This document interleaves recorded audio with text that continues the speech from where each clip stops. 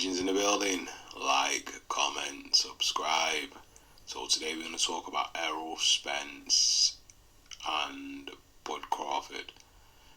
Basically, there's rumours going around saying that they sparred, and I think this may have been in the past, and that Spence apparently got the better of Crawford in sparring.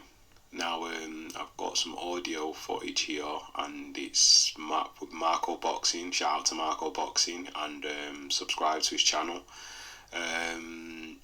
Basically, he interviews Sugar Shane Mosley, and Mosley goes into a lot of things on the audio. So, with no further ado, I'm gonna play the audio. You were one of the greatest welterweights, so now we're looking at, as you know, one of the biggest welterweight showdowns in a while. Who do you have in that fight? You know, I can only go by what I've heard, that Spence is kind of did some damage to Crawford before when they sparring and stuff like that. A long time when he was sparring with Floyd, and he had the accident, but it looked like he jumped back. I think that he's too patient he might be too patient for Crawford. Like, too patient, he's too long, he's too tall. He's in the ring with big guys all the time, getting banged up in the head, like in Houston, like Jamal Charlo, Lara. I mean, he's in the ring with all kind of champions that are around his weight class. They're good. And they're bigger. So I think that he will be able to withstand upper fight, especially at 54. But 47 might be a little harder because it's a drain a little weight. But I don't know. Crawford is a great fighter, and Crawford has more of a mentality when he gets in the ring and fights, like I did. Yeah. I just think it's gonna be hard for him to fight with a guy he's been in the ring with before. They both know each other. They both know what's going on, and I think Earl knows how to stay on that jab and just keep that back. Keep him lunging, keep him trying to get in. It's not gonna be an inside fight.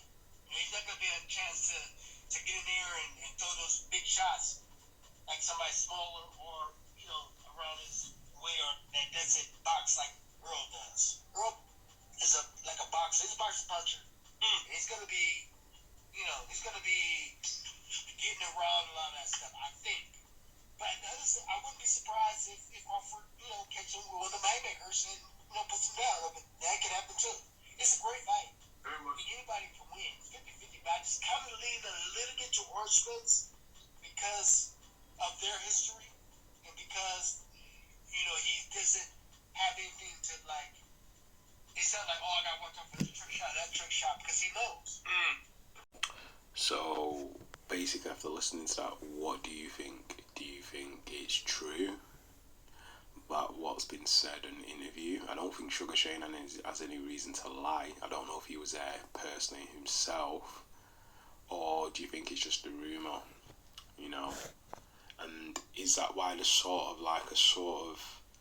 even though it's friendly, there is a little bit of a bubbling over the pot, like bubbling over the brim. You can see just a little bit over the surface. They have respect for each other, but there is that thing where both fighters have something to prove, and you can see it in the body language and the mannerisms and whatever.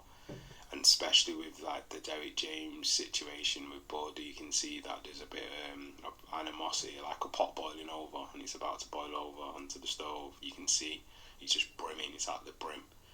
So I think once they both get in the ring and the fight, it's just going to explode. It's either going to be flat or it's going to explode. But either way, we're going to have a great fight, whether it's going to be a chess match where they're feeling each other out and people don't want to commit and don't want to make any moves and people are countering, or it's just going to be an all-out brawl and Terence is going to go forward and just try and like corner Bud, and Bud's going to be moving and countering and trying to switch and confuse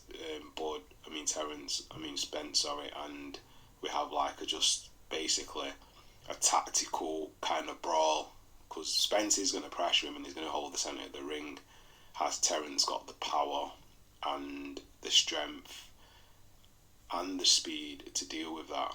Well, we've seen spots of that in the Porter fight, but at times Porter did have success and Porter did catch Terence off guard, because it does take Terence a while to warm up and get used to his opponents, and then if something doesn't work with one style, he switches to another style. But a lot of that is either I think to confuse the opponent and also get them used to fighting a certain way, and then once he switches, they have to change the whole fighting style to deal with the way he's fighting now, and it always works for him because obviously we know he's a natural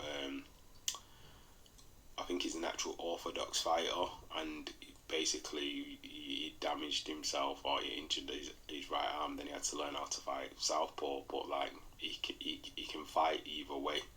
I think he's just as good with both stances, to be honest.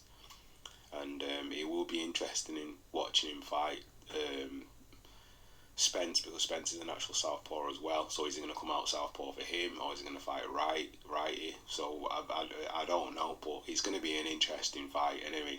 But anyway, leave your comments in the comment section and let me ask a question. What do you think about the rumours? Do you think they're true? So, or do you think it's just BS and cap? Anyway, leave those comments in the comment section and like, subscribe, and that's another one from Knockout Legends. Peace.